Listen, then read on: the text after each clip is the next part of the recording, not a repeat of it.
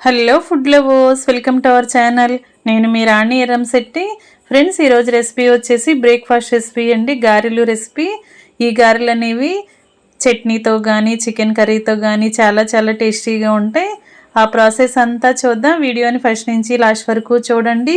గారెలు చేసుకోవాలి అంటే మినపప్పు నానబెట్టాలి, కడగాలి, రుబ్బాలి, గ్రైండర్ కానీ మిక్సీ జార్ కానీ క్లీన్ చేసుకోవాలి కదా. అంత శ్రమ అనేది లేకుండా 1 కప్పు సుజీ రవ్వతో క్రిస్పీగా టేస్టీగా కరకరలాడే గారెలు చేసుకోవచ్చండి. ప్రాసెస్ అంతా కూడా ఒక పావు గంట అరగంట లోపే అయిపోతుంది. కిచెన్లో శ్రమ అనేది ఎక్కువగా ఉండదు. టేస్ట్ కూడా చాలా చాలా బాగుంటాయి. పైకి కరకరలాడుతూ లోపల గుల్లగుల్లగా పిండి అనేది అస్సలు ఎక్కడ నోటికి అంటుకుపోకుండా చాలా కమ్మగా అనిపిస్తాయి. ఇంకా ప్రాసెస్ స్టార్ట్ చేద్దాం. ముందుగా రవ్వ గారెలు అని చెప్పాను కదా, 1 కప్పు నిండా సుజీ రవ్వ తీసుకోండి. ఉప్మా చేసుకుంటూ ఉంటాం కదా, ఆ రవ్వను తీసుకొని మిక్సీ జార్లోకి వేసుకోండి. దీనికి మూత పెట్టుకొని బరకగా గ్రైండ్ చేద్దాం. మరి ఎక్కువగా మెత్తని పౌడర్ లాగా గ్రైండ్ చేయాల్సిన పని లేదండి. ఇలా బరకగా నలిగితే సరిపోతుంది. ఈ విధంగా గ్రైండ్ చేయండి. ఇలా గ్రైండ్ అయినప్పుడు మాత్రమే గారెలు అనేవి కరకరలాడుతూ వస్తాయి. ఇప్పుడు మనం ఏ కప్పుతో అయితే రవ్వ తీసుకున్నామో అదే కప్పుతో 1 కప్పు రవ్వకి 1.5 కప్పుల వాటర్ తీసుకుని కళాయిలో పోసుకోండి. కళాయిని స్టవ్ ఆన్ చేసుకుని కళాయిని స్టవ్ మీద పెట్టుకుని ఈ వాటర్ని కాగిద్దాం. దీనిలోకి టేస్ట్కి సరిపడా సాల్ట్ వేసుకోండి. ఫ్లేమ్ని మీడియంలో పెట్టుకుని వాటర్ని కాగించండి. ఇలా వాటర్ కాగటం స్టార్ట్ అయింది కదా, దీనిలోకి మనం మిక్సీ జార్లో గ్రైండ్ చేసుకుని పెట్టుకున్న రవ్వని యాడ్ చేద్దాం. ఇలా రవ్వ అనేది వాటర్లో వేసుకున్నాం కదా, గరిటతో కలుపుకుంటూ ఉడికించండి. ఫ్లేమ్ని కొంచెం తగ్గించుకుని పిండిని బాగా కలుపుకుంటూ ఉడికించండి. కొంచెం సేపు ఒక 2 నిమిషాలు ఉడికినట్లయితే వాటిని రవ్వ అంతా కూడా బాగా పీల్చుకొని ముద్దలాగా వస్తుంది. అంతవరకు ఉడికించండి. ఈ విధంగా ఉడికించండి.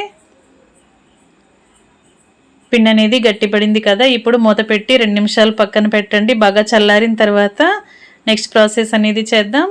2 నిమిషాల తర్వాత చూసినట్లయితే పిండి అంతా చల్లారింది కదా, దీనిలోకి సన్నగా తరిగిన అల్లం ముక్కలు, సన్నగా తరిగిన పచ్చిమిర్చి ముక్కలు, కొంచెంగా జీలకర్ర, సన్నగా తరిగిన కొత్తిమీర, సన్నగా తరిగిన కరివేపాకులు వేసుకోండి. 2-3 టేబుల్ స్పూన్లు చిక్కటి పెరుగు వేసుకోండి. పుల్లటి పెరుగు అయినా ఫ్రెష్ పెరుగు అయినా ఏదైనా పర్లేదు.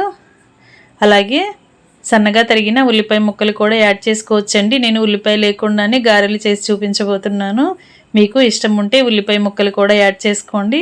ఇప్పుడు మనం వేసిన ఇంగ్రీడియంట్స్ అన్నీ కూడా రవ్వలో కలిసేంత వరకు చేత్తో బాగా కలపండి.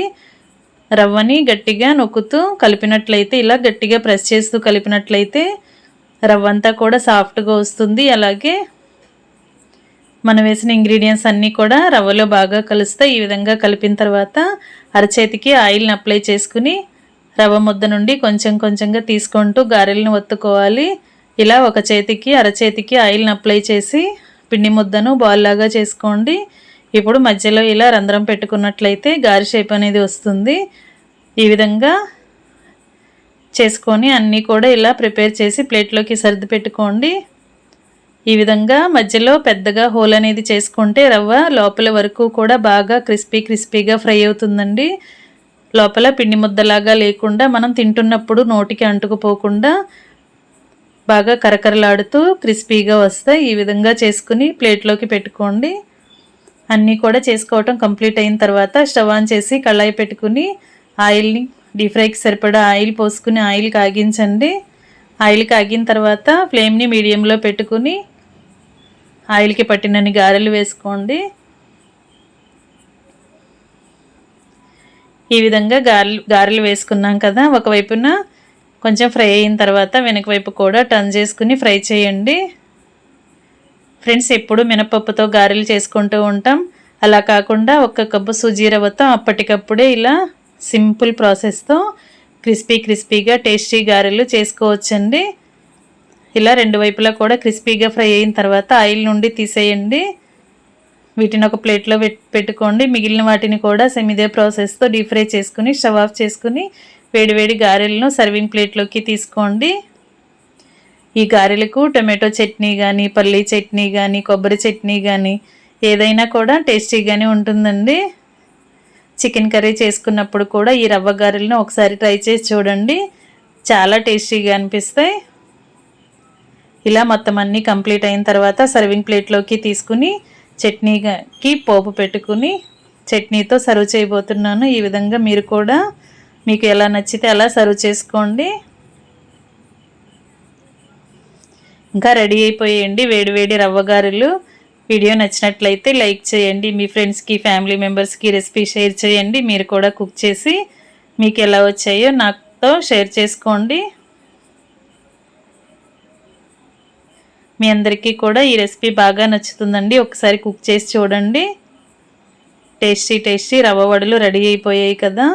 ఛానల్ని ఫస్ట్ టైం వాచ్ చేస్తున్న వారు సబ్స్క్రైబ్ చేసుకుని పక్కనే ఉన్న బెల్ బటన్ క్లిక్ చేయటం మాత్రం మర్చిపోకండి.